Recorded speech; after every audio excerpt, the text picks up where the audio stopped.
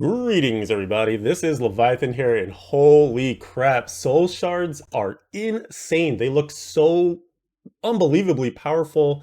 It's kind of incredible. This is by far the best seasonal theme I think that we've seen so far. It definitely feels like an iteration on Ethereal's, kind of taking what was really interesting about them and now taking it to another level. This video is going to cover essentially everything that we were able to figure out about Soul Shards from testing yesterday, people coming into the stream and putting out their suggestions and testing scenarios as well. Anything that I've read from the community, like on Twitter, Reddit, Discord, just trying to gather as much information so we can understand how these work as best as possible and then be able to utilize them to the max degree in the upcoming season. A couple things at the front.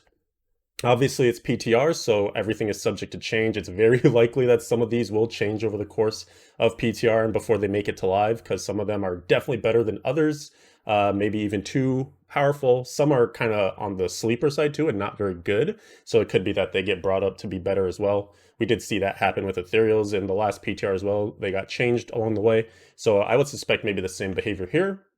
Another thing to mention is if I say anything that you feel is incorrect or that you have a different outcome for, let's hear about it. Put it in the comments because we want to get essentially everyone on the same page with information so that we all know exactly how soul shards work, to the best of our ability. So definitely keep the conversation going. Anything you find out, anything that seems interesting, or you're like, what about this? Just have conversations in the comments. I love it. And then last but not least, this video might be kind of long. There's a lot to discuss because Soul Shards are really intricate and it's actually an incredible system that they've put together for us. So I'm going to try to, there'll be chapters in this video, timelines, things like that. We're going to use some resources, things that I found in the community. Links to those will be in the video description. Anything that I reference should be in there. But hopefully you can find your way around the video if you need certain segments that are going to be more interesting to you, things like that. All right, so that's the intro. So without further ado, let's hop in. I'm gonna kind of arrange this in more of a initial facts that we've kind of figured out about Soul Shards and Hellforge Embers, and maybe some questions that might arise from that as well.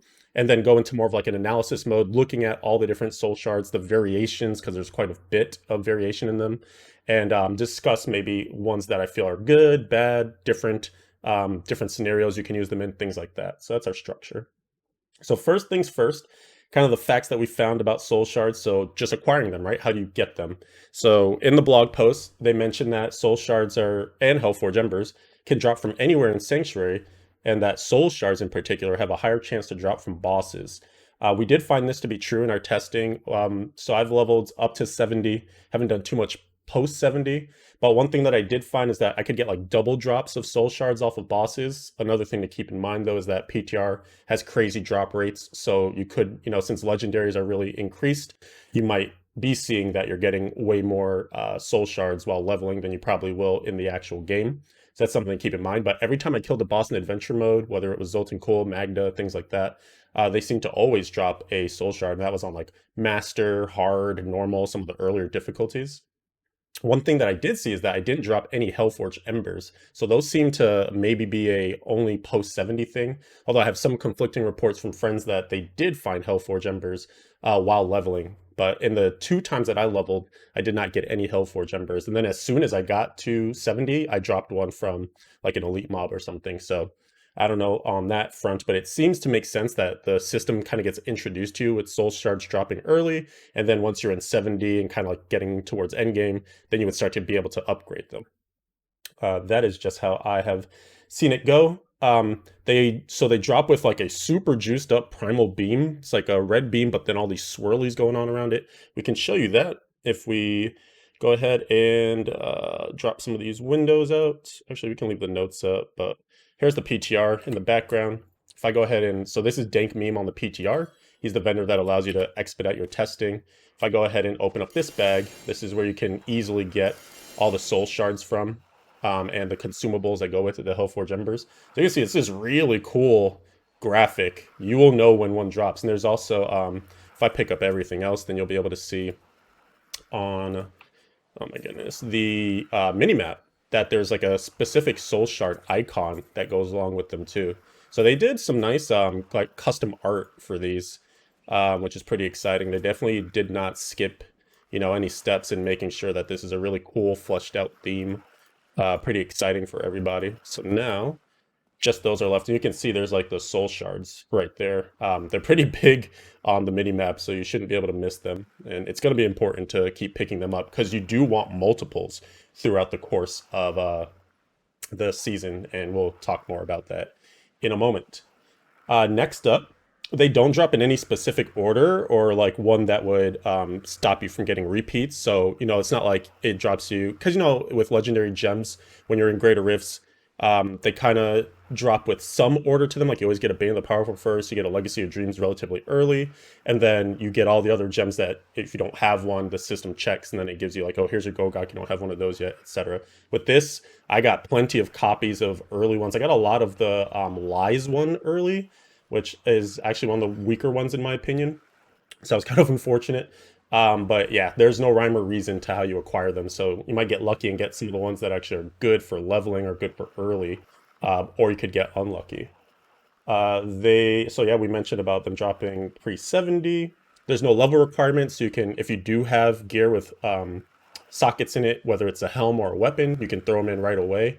One of the things that's a note later on is that helms and weapons don't get sockets until about level 15 or so from my research. So it's actually maybe going to be a little more important to kind of craft at those junctures if you have gotten a soul shard early so that you can throw one of those in there, especially if you get one that you can kind of utilize right away, like the terror one in the helm. I feel like that'd be really good for leveling early on.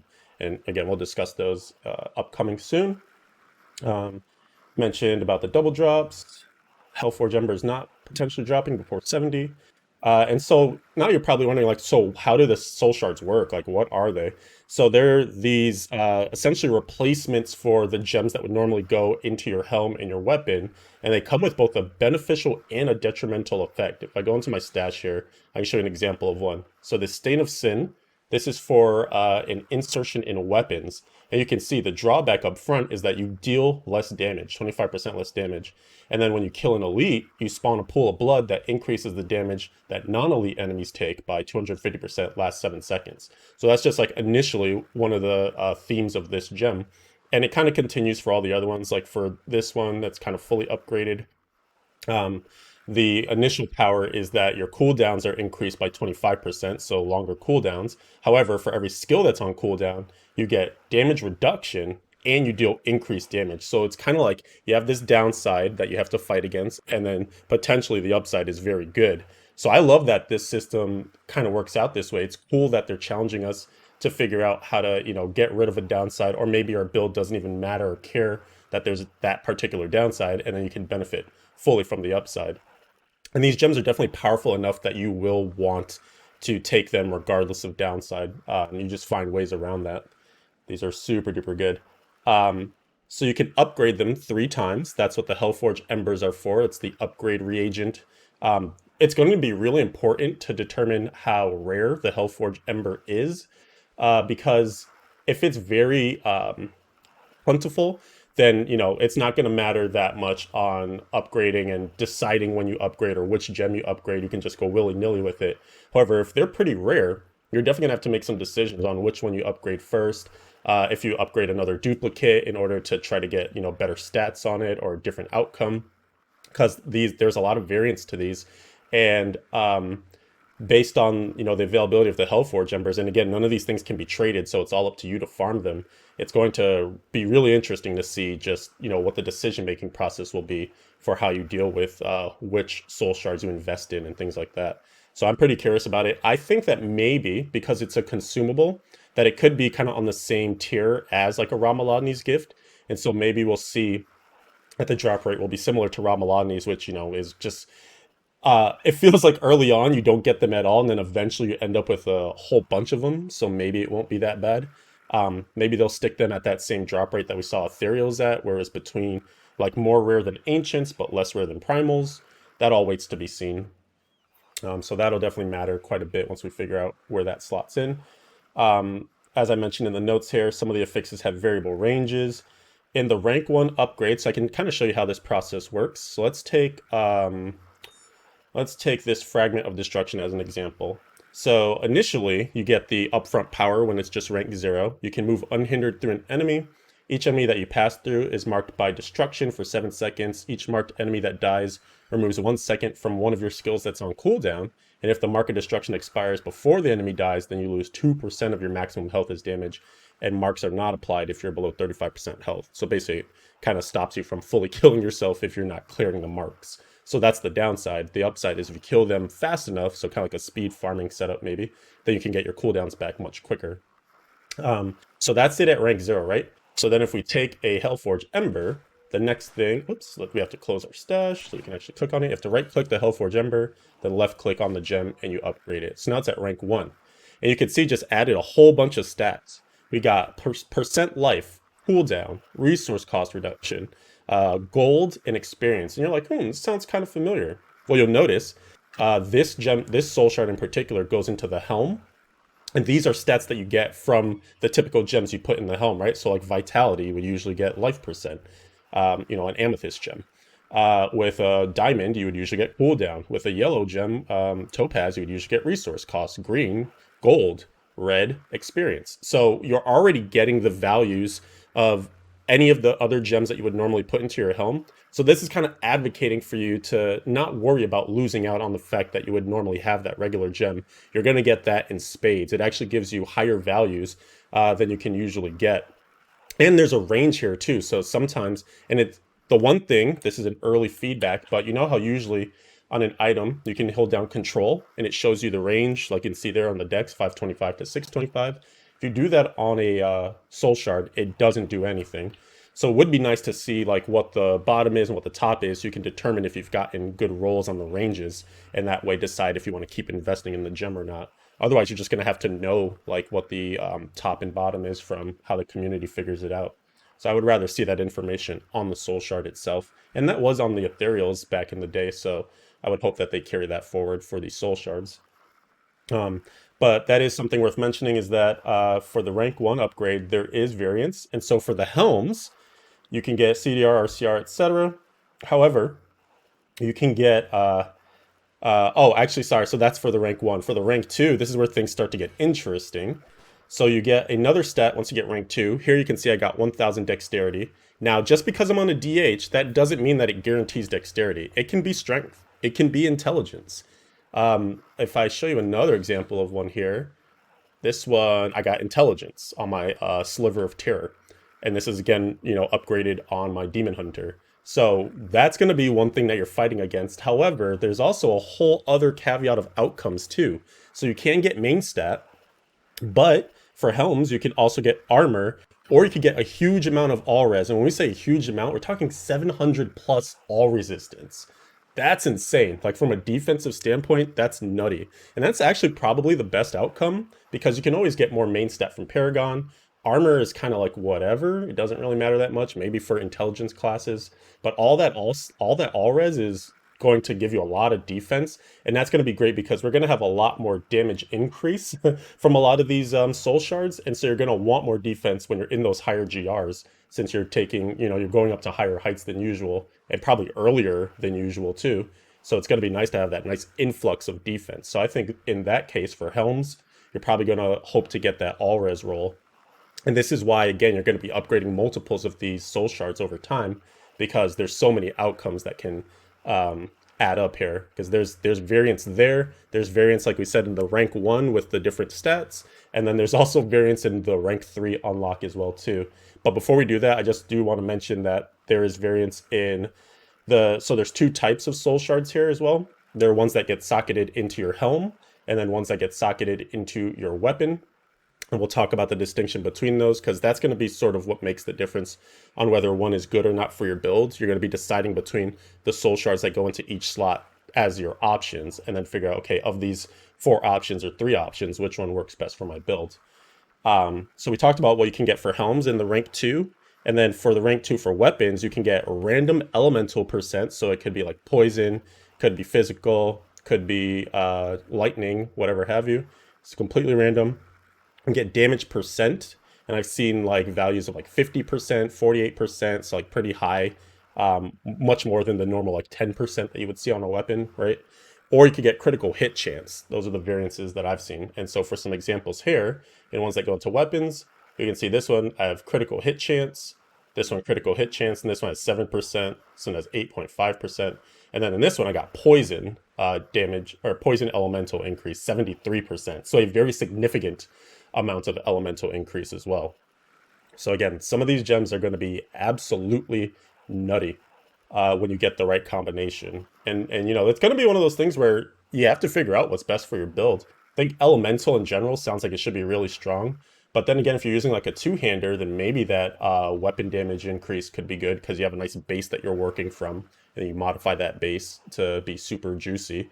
Not to mention that since the same calculus applies for the rank 1 of the gem of the soul shards that go into weapons, then you're also getting like the ruby effect, right? So you're getting the average damage of the base increase to your weapon as well from the ruby. You're getting the life per hit from an amethyst, the thorns from a topaz, sure, the critical hit damage from emeralds, and also I think that, oh, and the elite damage from a diamond. So like there's so many amazing things that they just really thought this system out properly so that, you know, you're really not ever going to be thinking about, oh, should I keep a regular gem in my gear? No, you are using these soul shards in season 25, 100%. Okay, and then we get to rank 3, which is where things get really interesting. You get an additional benefit that comes onto your soul shards. So again, this one is the whole deal about it is, you know, putting that mark on enemies, reducing your cooldowns. Let's close the stash, and then we go rank 3. So now we increase the duration of the mark of destruction to 10 seconds. So this gives you a little bit of a longer window to deal with, you know, killing the enemy before the mark expires, and you get the penalty. That's just one of 3 outcomes that you could get for this particular gem. And in order to explain those, we have some resources for you that we'll showcase in just a moment. But to kind of finish up on the facts that we know about Soul Shards and Hellforge Embers, all that good stuff, when you salvage them, so you can also, you know, say you don't want this gem anymore. It didn't work out for you the way you were ranking it up. Didn't like it. There are 2 options on how to get rid of it. Or, well, you can do whatever you want, right? But 2 of the best things to do is either salvage it, and you can see I got 3 Imperial Emeralds from it. Apparently, there is a multitude of outcomes that you can get here. It can be any type of regular gem, so Emerald, Amethyst, whatever, and then different grades as well, too. You can get Imperial, you can get Flawless Royal returns from it as well, so it's kind of a way to get gems back. That's okay, but I honestly believe that you should save all of them, especially if you get them up to rank 3. Because, oh, and also this return on getting gems out of it from salvaging is not affected by what rank it is. So you could even get rid of a rank 0 and still get like 3 Imperial Emeralds. It seems like it's always 3, and then it's whatever, you know, variation on Emerald, Topaz, etc., and then variation on the grade as well. More often than not, though, I've been getting Imperials from this, and even at low level, like when I was leveling up and, you know, at level 33 or whatever, like my sheet says, I was still able to get Imperial Emeralds and Topazes and things like that. So it's early access to high level gems, which if you get rubies and you throw them in a weapon, if you haven't gotten a good soul shard for a weapon yet, then that can also be a nice boost to getting you from 1 to 70 even faster. The other side of that is, let's open up this window for you guys and show this. So you can augment. One of the things they mentioned in the blog post is that you can throw these into Caldesann's Despair. And this shows you the breakdown of what each rank of a soul shard correlates to for the legendary gem that goes into part of the augment set scenario. So if you don't understand what augmenting is, basically the short of that is ancient weapons, or sorry, ancient gear. You can put more main stat on them by putting that ancient item, 3 of flawless royal of whatever it is that you want to augment onto it. So for this example, use emeralds because we want to put dexterity on our gear as a demon hunter. So you'd have 3 flawless royal emeralds. You'd have the ancient piece of gear, and then normally you would have a legendary gem at a certain rank. And whatever the rank is, you get ×5 of that rank for the outcome of the main stat. So if it was a level 100 gem, I throw that in, I use emeralds, I get 500 dexterity on my gear. So what the soul shards do now is for each rank, they correspond to that level of a gem. So a rank 0 is a level 50 legendary gem. A rank 1 corresponds to a 75. A rank 2 to 100 and a rank 3 to 125. So this is actually particularly interesting because, like I said, you are going to be making a bunch of variations of these. And if it doesn't turn out to be one that you want, excuse me, you didn't get the right results, then you can sync it into your gear instead and get a very easy, again, depending on how easy it is to get Hellforge Embers or not, a very simple way to be able to augment your gear. Now, the cool thing about this, in my opinion, is that, this is a nice base level, basically. Like if you get to a rank 3, it didn't work out, you augment your gear, your base level for most of your gear now is going to be a 125 rank, right? So 625 main stat. But most players, if you're playing for a while, you're playing in groups, things like that, you're probably going to want to get your augments as close to rank 150 as possible, since that's the ultimate, that's the highest height you can get, that's 750. So this at least kind of gets you close, but you still have to do the hard work of augmenting, with all those regular systems, those regular legendary gems. So it doesn't undermine that system, but it still gives you a leg up or a leg in the game if you just want to go from the method of getting these ranked gems and converting those into your Caldesann. So that's actually really cool. It's something to keep in mind. I think this is going to be the better way to sync your excess soul shards rather than disenchanting them for gems, because usually you can get enough gems if you play enough vaults in just regular gameplay in general. So that's pretty interesting. Good to know. Leoric's Crown does not affect these gems at all, or these soul shards at all. So you can't like stick it in a 100% Leoric's Crown and get like, 100%. Let's bring the game back up and get, if you had like this Sliver of Terror, you're not getting like, double dexterity or double life percent, or like, 50% increased cooldowns and stuff like that. Like it doesn't have any effect on soul shards at all. One thing that we did find is that you can throw these on your followers and they get the base stats. So like the main stats, say this had strength on it and I threw it on my Templar, then my Templar will benefit from having the strength on there or whatever main stat it is, but he won't get the effects, right? His cooldowns don't increase and he takes, reduced damage and increased damage. Like none of those things transpire for the followers. So the only reason you would really throw them on them is if you needed that boost of main stat to get to the threshold of like 25,000 main stat for your followers, so that you have the maxed out results of the skills for followers, trying to make these as potent as possible, stuff like that. So that'd be the only reason to really throw them on there, unless there's other shenanigans that people have found out. But as far as I've seen, no real reason to put soul shards on the follower, but it is possible. You can at least socket them in there. One thing that we did find out is that soul shards are not guaranteed to drop from bosses. They have a better chance to drop from bosses. And it could be maybe that Rift Guardians don't count as bosses for this, and maybe it only applies to adventure mode. Because like I mentioned, in adventure mode, every time we killed a boss in adventure mode, we got a soul shard. But when we were doing when we were doing regular rifts to level up, when we killed the Rift Guardian, not every time were we getting a soul shard from them. So that was interesting to note. And then another thing to mention here is that in the blog post, they specify that you can only have one primeval soul shard and a lesser evil soul shard equipped at one time. And what they mean by that is you basically have one in the helm and one in one of your weapons, even if you're dual wielding. Right now on PTR, there's actually a bug where if you have two unsocketed weapons equipped, so you're dual wielding like two one-hand crossbows, and they have nothing in their sockets, you can actually stick two soul shards in there. And technically that goes against what they said for the blog post on how it's supposed to work. So to us in the community, this is a bug. It should be fixed probably within the next iteration of the PTR. The weird interaction is that if you were to socket it in your inventory and then try to equip it and you already had a soul shard in one of your weapons, then it doesn't allow you. So like there is some of that calculus in the game that says like, oh yeah, you're not supposed to have two weapon soul shards equipped, but it just, for whatever reason, they didn't check that if you already have the weapons equipped and the sockets are empty, you can just stick them in there. So that's something that will change. You'll see it on the leaderboards. Like if you look at the Demon Hunter leaderboard, you'll see a lot of people doing GOD with two of them, right? So this guy has Remnant of Pain and Essence of Anguish. this is not going to be how it looks in the actual live version of the season. So don't get used to it. I don't know why people are testing it that way. It's broken. It'll get fixed.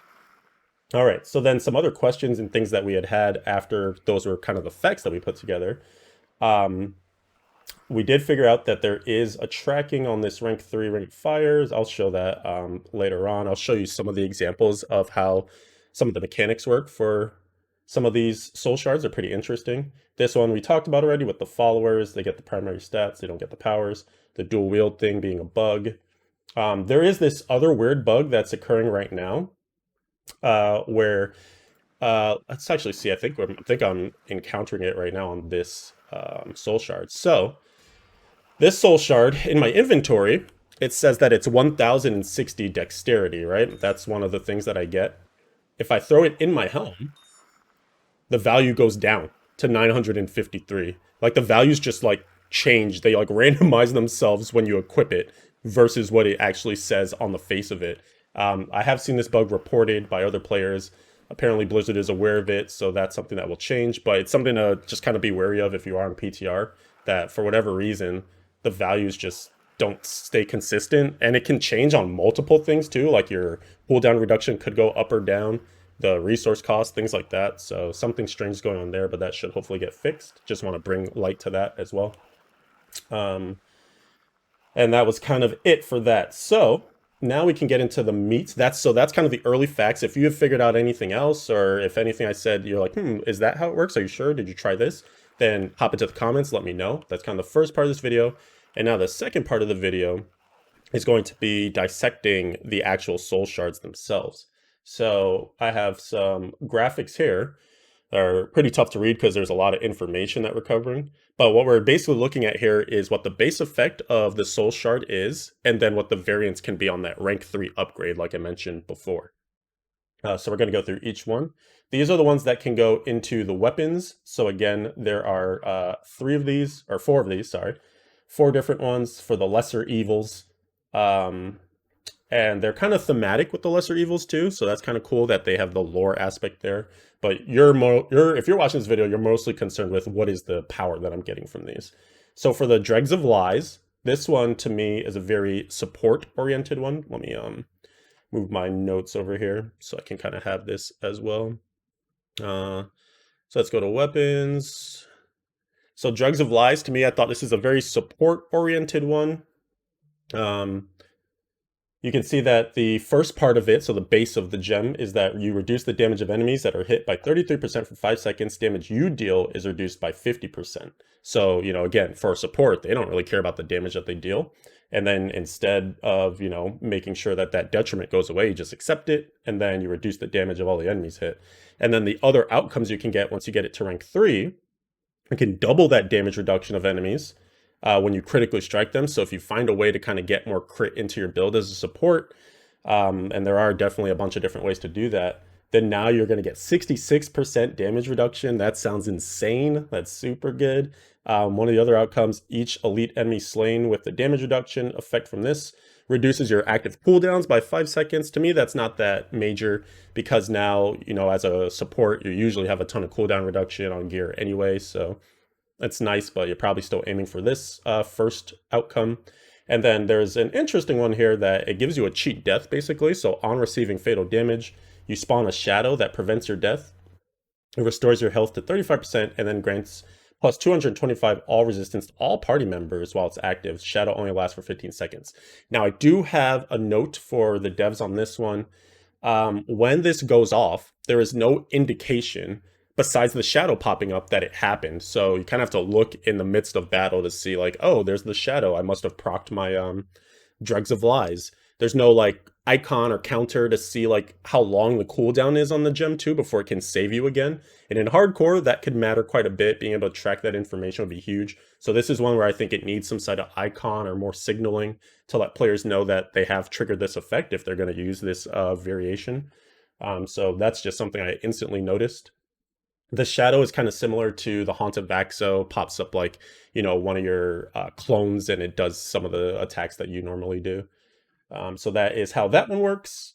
Try not to go too long on this because this video is going to be super long. Essence of Anguish.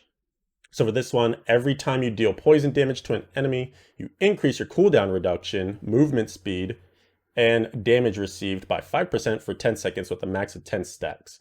So basically, in that 10-second period, you could have 50% cooldown reduction, movement speed, and damage received. So there is that downside on it. This seems like it's probably going to be oriented directly towards Witch Doctors and Necros because they're the only classes that deal poison damage. However, this gem is actually the most powerful one in the game at the moment. And the reason why is the very first variation on it. Killing an enemy deals the damage done by the death blow to all enemies within 25 yards. So you know how usually area damage is a really good stat. It helps you proliferate your damage throughout packs of enemies. This basically does that guaranteed every time an enemy dies. And if you think about how insanely a lot of these builds hit for damage, you're basically now proliferating like trillions of damage within a 25-yard radius every time an enemy dies.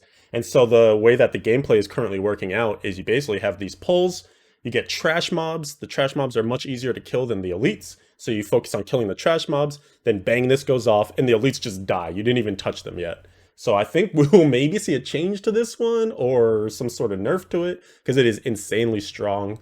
It makes it so that there's not even any real other option to put into your weapons right now. This by far is the best legendary soul shard to put into your weapons if you get this variation on it.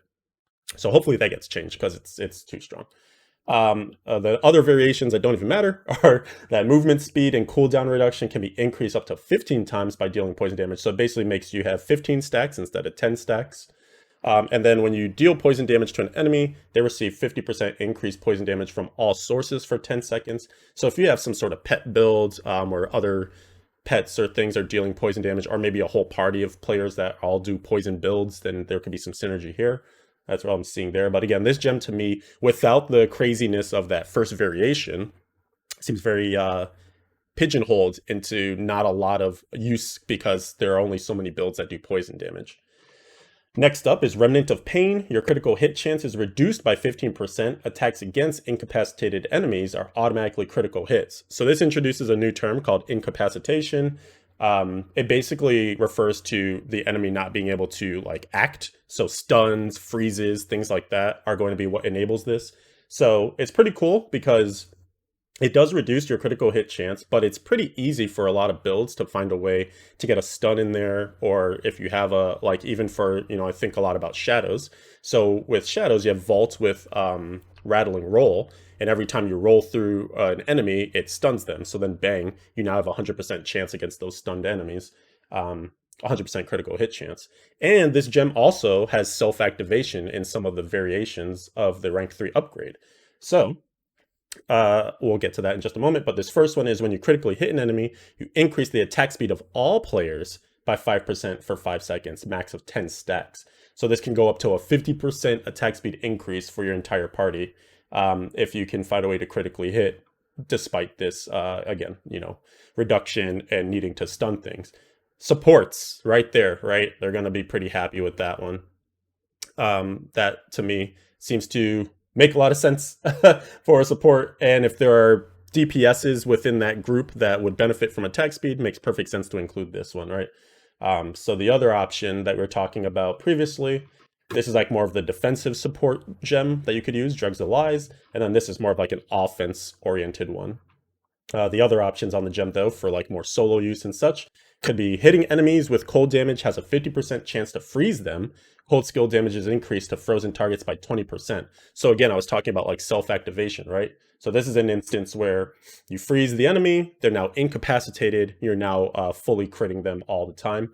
And I again think of shadows. We're using the cold rune of Impale now pretty much exclusively because of how the set was redesigned. So this would fit in perfectly. It's essentially as Frostburns on a power for the Soul Shard. So that's pretty exciting. You get increased damage and the chance to freeze, which is actually nice damage reduction too, because once enemies are frozen, they're not attacking you.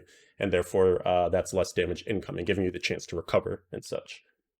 And then the last one here, while your movement speed is 50% faster than normal, you gain passability. When you move through enemies, you knock them back and stun them for 2 seconds. So this again introduces another term, passability. This is essentially the same thing as illusory boots. It basically allows you to move through enemies unhindered. So you can kind of zoom in and out of packs and stuff like that. When they say 50% faster than normal. This is worth looking at the game for because it has to do with your movement speed. So your base movement speed is always 100%. I have +2 right now. Why is that?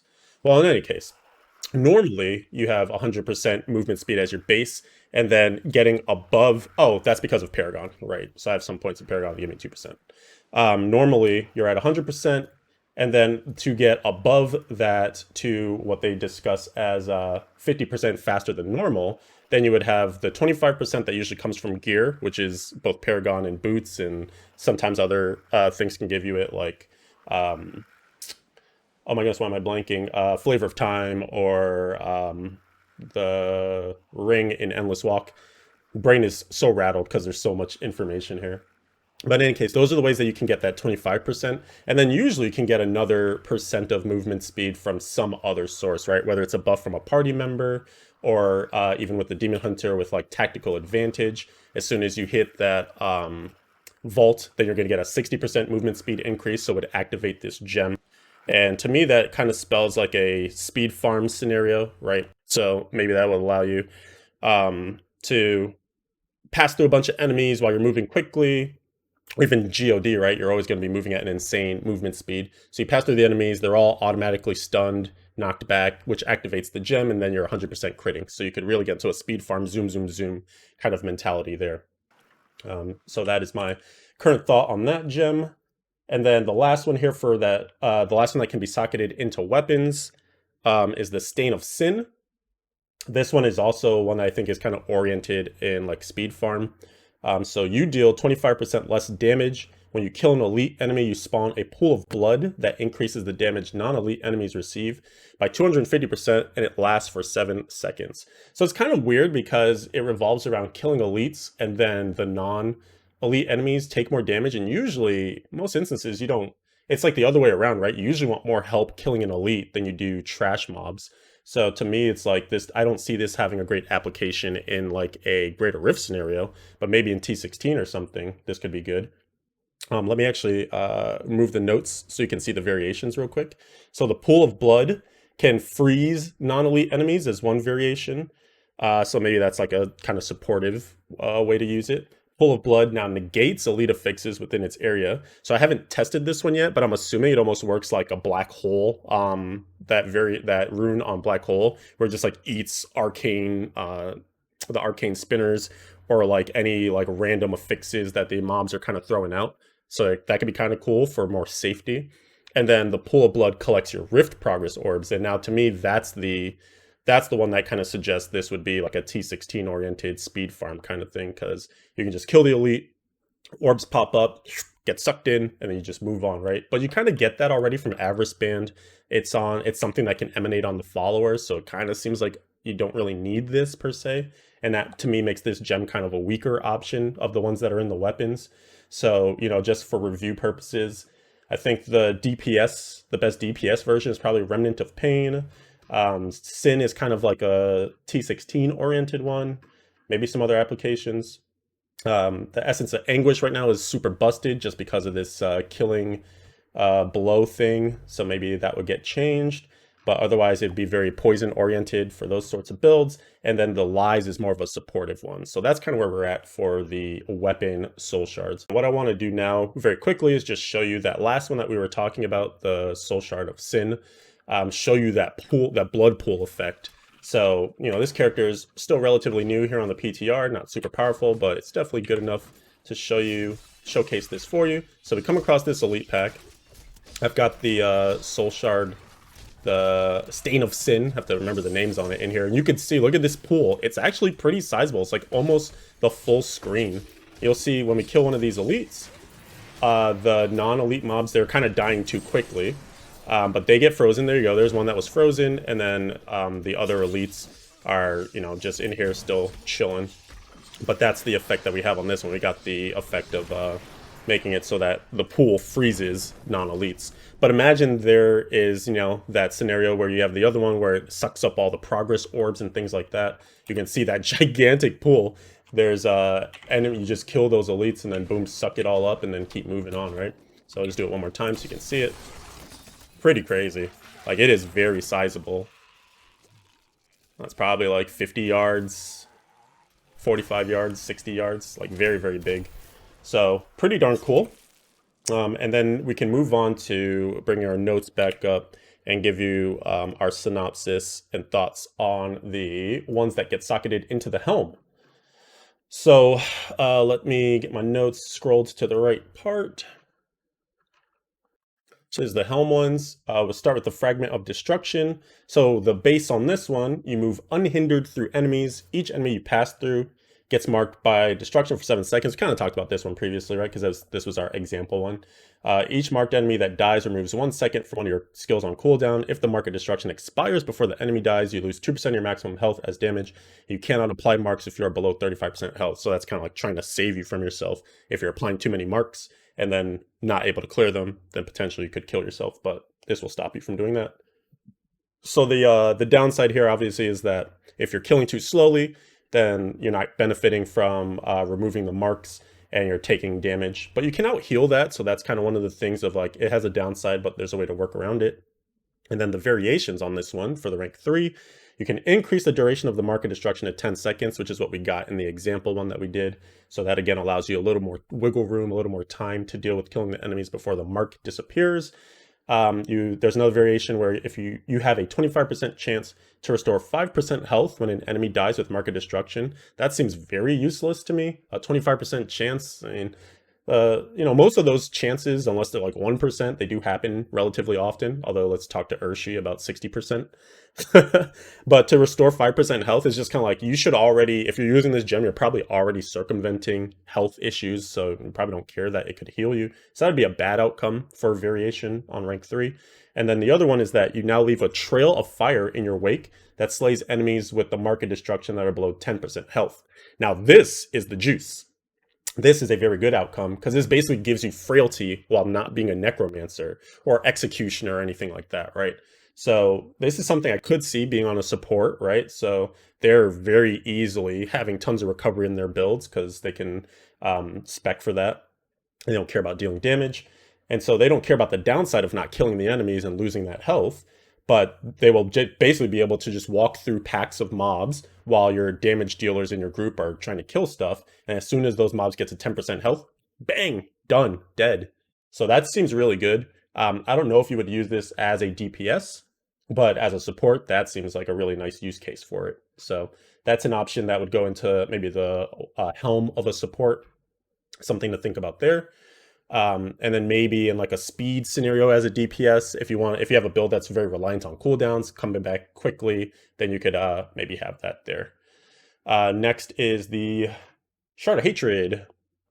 So Hatred, this one is you deal 15% reduced damage while you have 3 or fewer enemies within 25 yards of you. If you have more than 3 enemies within that same distance, then you deal 10% increased damage per enemy to a maximum of 100%. So basically this is the kind of get in melee range and get a good amount of enemies around you. And in that scenario, you will deal increased damage. In more single target scenarios, or you're fighting a very few amount of enemies, this is a detriment to you because your damage is reduced. So that's kind of the gist of the gem, how it's supposed to advocate for your playstyle. And then the variances that you can get for the rank 3s, you now deal 15% for every enemy instead of 10%. So now you can basically increase this amount that's on the normal base up to 150% max. So the same like 10 enemies, but you just get more per stack now basically, or per enemy. So that's the damage version, right? Just more damage out of the Soul Shard. A movement speed increase now by 50%, just generally there's no condition to that. You just have 50% increased movement speed. So kind of oriented now more towards speeds maybe.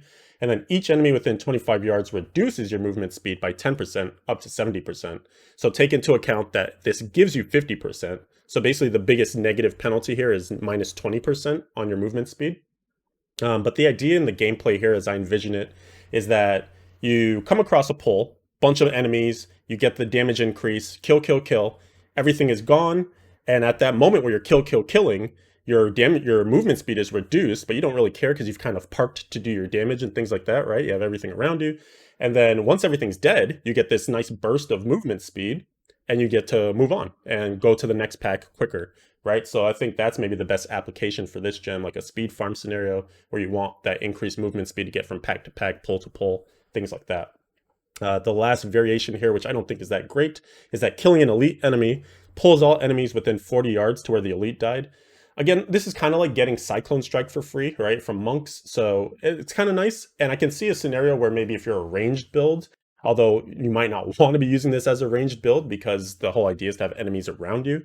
But like if you're a ranged build, or maybe you have the ability to kill stuff in front of you, this could set up pulls for you. The idea is that it would activate the gem in a way that, you kill an elite, it pulls a bunch of enemies in, and then now you have a bunch of those enemies right at that, apex or that location. And then you can benefit from, the normal part of the gem where all the enemies being close in proximity increases your damage. It feels like it might be kind of clunky to put together well. It's hard for me to find a build that would benefit from it and want to be like killing an elite ahead of time to then make the pull happen and then run up to the pull or something. But, I'm sure someone will maybe figure out a use case. But that's where that gem kind of slots in. And I see it as, kind of more of a speed-oriented, speed farming gem maybe. There could be some application for it with pushing, just because you do usually set up some big pulls in pushing. And that would be kind of nice to have increased damage while you're sitting in the middle of a big pull. And then obviously against the Rift Guardian, you would maybe deal less damage unless it has ads and things like that. But then sometimes, depending on the build, you don't want ads because you want to stack Stricken, things like that. So a few things to think about with this gem, but it's an intriguing option. However, my favorite option of them all here is Sliver of Terror for the Helm. This one I think is just super juicy. So the base on it is that your cooldowns are increased by 25%, but for every skill that's on cooldown, you take 12.5% reduced damage, and you deal 75% increased damage. That's per cooldown. So that just right away, like think if you can get 3 skills on cooldown, that's scaling this up now to 225% increased damage. A whopping, oh man, I'm doing math offhand, but what was that, like 37.5% on the damage reduction, which is like nothing to sneeze at, plus on top of all your other damage reductions you likely have in your build. This is also the gem that I think will factor in a lot if you can get it while leveling, because usually you don't have a ton of cooldown reduction anyways while you're leveling, so you just deal with your skills being on cooldown. But you could actually go out of your way to pick up more cooldown skills and then buff your damage and your damage reduction. It would allow you to go into higher torments earlier, still feeling safe, and then actually doing the damage necessary to kill quickly on those higher torments, getting you to 70 faster. So I think if you luck into this gem while leveling, lucky you, bravo. And that's just on the base. So the variations, let me get rid of the notes again so you can see them. Your attack speed and critical hit chance are increased by 7% for each skill that's on cooldown. And again, I think about average, you're probably going to find builds that can have 2 to 3 skills on cooldown. So you're still looking at pretty good value if it's even just 2. I know some builds will probably try to find 4 or 5. That probably would be the maximum. I think it's impossible to have a build that has 6 skills on cooldown, but hey, someone will prove me wrong and it'll be insane. But I'm looking at classes like the Necromancer with longer cooldowns, like the Invoker Crusader. Crusaders in general tend to do a lot of cooldown skills, so there's going to be great application for this gem. I think it's probably the best one in the Helm slot for Soul Shards by far. And sorry if I say gem, Soul Shards. I'm so used to saying gems, so they're interchangeable in my head. So the first variation, though, is your attack speed and critical hit chance are increased by 7% for each skill that's on cooldown. So this is also amazing as well for, I'm thinking again like an Impale build, getting that increased attack speed. Impale is usually going to have 3 skills that are on cooldown between Vengeance, Fan of Knives, and Companion. So that's 21% attack speed, 21% critical hit chance, like absolutely nutty. If you are using, like we're thinking about the combos that exist, right? So like if you are using the Pain Gem for your weapon, then you don't really care about getting the critical hit chance here, right? Because you're going to have 100% critical hit chance if you have enemies incapacitated. But certainly getting increased attack speed and hitting new breakpoints for more damage can be very enticing. They have this one here where you cast a devastating ring of fire after killing 50 enemies. I'll actually hop into the game and show you what that one looks like. It has a counter to it. There's a timer to it as well. And then there's the actual area of the ring of fire. It's hard to say how strong it is. But it's a bit of a callback to the previous seasons where we had like the elemental themes that got triggered based on a number of kills. So if you're around for that, it functions pretty similarly. And last but not least, if 3 or more skills are on cooldown, your lightning and fire skill damage are increased by 50%. You're probably wondering, why is it lightning and fire? But it's the flavor of the gem, right? So Terror is the Lord of Terror, which is Diablo. And so this is kind of his soul shard. And therefore, you know, his big elements are fire and lightning. So that's kind of why this works. So again, getting to that threshold, if you do get to this variation, threshold of like 3 skills on cooldown, I feel like that's usually going to be about where most builds are trying to get to if they're trying to get the most out of this gem.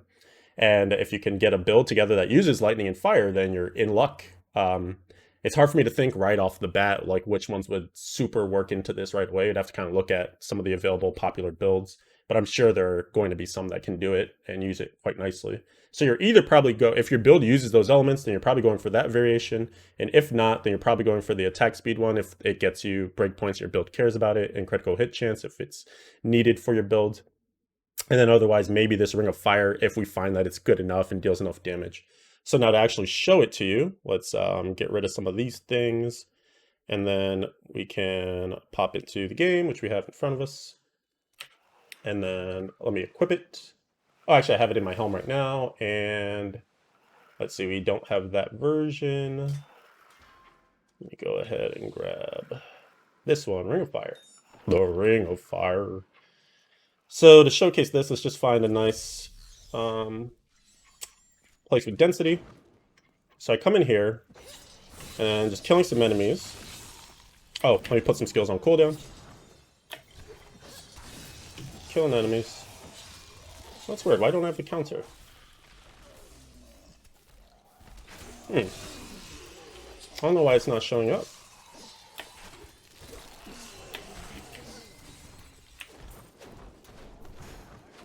Oh, okay. Wait, now we got it. That's weird. Okay, so maybe it's a little buggy. For whatever reason, it wasn't showing up before.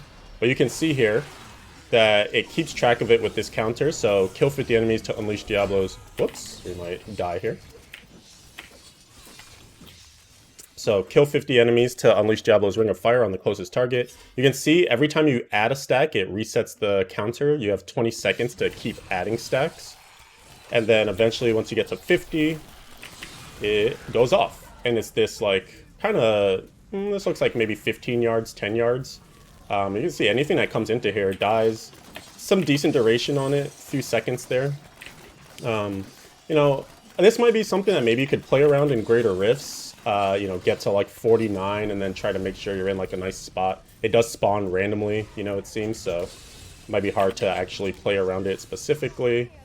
To me, it's maybe not the best variation of the outcome for rank 3. So unless that does just get absolutely scaled in Greater Rifts and it's super nutty damage, then maybe it's worth it. But otherwise, I don't know. I at least wanted you to be able to see it so you can kind of understand what you're in for if you decide that that looks cool to you. But that's it. I know I'm saying that's it. This video's decently long. But I hope you enjoyed our walk down everything we know about Soul Shards so far. Again, if you have any other things that you figured out or cool combos and things like that, let me know. That's probably the last bit of my notes here, is that we did have some interesting combos that we thought would be cool. So like for T16, Hatred and Sin would give you movement speed and glow pickup. As a support, Destruction and Lies would give you like the frailty and the damage reduction. And that's kind of the idea of what you need to think about when you're looking at these. Is like, okay, what's available in the Helm? What's available for weapon? How do these things synergize? Which ones do I want to include versus exclude? Things like that. And then we talked about the feedback already in the earlier part of this video. So yeah, let me know what you guys think. Any feedback that you have, any thoughts, any interesting things you figured out or seen. Want to hear it all, because I'm very curious to see how crazy we get with these soul shards. Thank you for watching. Appreciate you. Hope you stuck with this video. It's nice and long. And I will see you in the next one. Make sure you check out the stream, twitch.tv/Leviathan111, where we're testing things for the next few days and such. Until next time, everybody. Adios.